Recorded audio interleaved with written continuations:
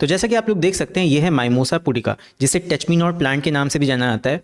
ये छुई मुई का प्लांट है और ये बहुत ही अच्छी क्वालिटी का होता है। मीन्स ये बहुत ही टफ एनवायरनमेंट में भी अपने आप को सर्वाइव कर सकता है। आप इसको कट भी कर दोगे, ये अपने आप ही ग्रो कर जाएगा और बढ़ता बहुत जल्दी है ये। अब जैसे ही हम इसके पत्तों को टच करते हैं या छूते हैं, वैसे ही इसकी पत्तियां बंद होना स्टार्ट हो जाती हैं, जैसा कि आप लोग यहाँ पे देख सकते हो। और ये अपनी पत्तियों को सिकोड़ लेता है, और ये करने के पीछे का इसका रीजन बेसिकली ये होता है, जितना हम समझते हैं, ये इस पेड़ का एक डिफेंस मैकेनिज्म है। ऑल्सो ये अपने आप को बहुत ज्यादा बारिश जब होगी, बहुत ज्यादा तेज हवा चलेगी, अपनी पत्तियों को बचाने के लिए भी ये काम करता है। तो अब सवाल ये आता है कि प्लांट ये काम करता कैसे है, ये कोई मैजिक है या फिर इसके पीछे साइंस है। सो अभी लास्ट ईयर सीबीएसई साइंस के पेपर में ये क्वेश्चन आया था, एंड आईसीएससी में भी ऐसा क्वेश्चन आ सकता है, बिकॉज आईसीएससी भी एनसीईआरटी फॉलो कर रहा है।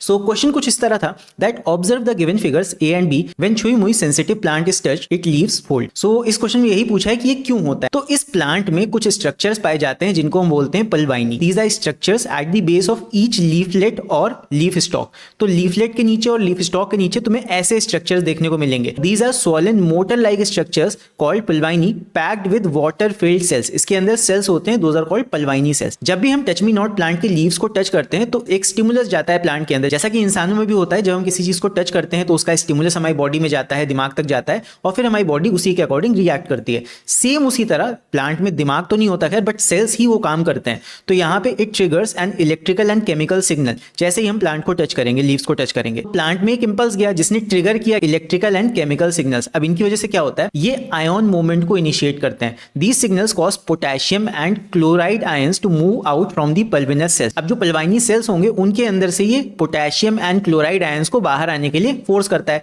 तो ये जब आयंस बाहर आएंगे तो बाहर आयन का कंसंट्रेशन क्या होगा, इंक्रीज। तो जब बाहर आयन का कंसंट्रेशन इंक्रीज हुआ तो यहाँ पे होने लगेगा ऑस्मोसिस, और जो सेल के अंदर का पानी है वो बाहर निकल के जाएगा, सेल हो जाएगा flaccid. With some cells losing pressure they become flaccid and others staying rigid. The leaflets fold upwards and the whole leaf droops. Leaf क्या होती है, ऐसे मुड़ जाती है, और अगर तुम सारी लीव्स को टच करोगे तो उसका जो स्टेम होता है वो भी ऐसे डाउनवर्ड टिल्ट कर जाता है। सो अब जो ये लीफ फोल्डिंग है ये परमानेंट नहीं होती, it is temporary.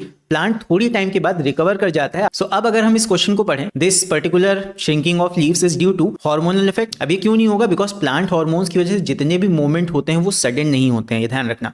Thermal effect ये भी नहीं होगा, बिकॉज ये टच की वजह से, मैकेनिकल इफेक्ट की वजह से। Then C option is change in amount of water in cells. तो ये ऑप्शन हमारा सी करेक्ट हो जाएगा। And last is electromagnetic effect. अब फिजिक्स तो पढ़ नहीं रहे तो ये तो होगा नहीं। सो हमारे इस क्वेश्चन का आंसर ऑप्शन सी हो जाएगा। सो आई होप इस वीडियो से तुम्हें काफी कुछ सीखने को मिला होगा। एंड वीडियो के एंड में एक सवाल है तुम लोगों से, अगर मान लो तुम्हारे घर का टच मी नॉट प्लांट पूरा कंप्लीटली सूख जाए तो क्या उसके बाद भी वो अपने आप सर्वाइव कर पाएगा या नहीं, कमेंट करके जरूर बताना।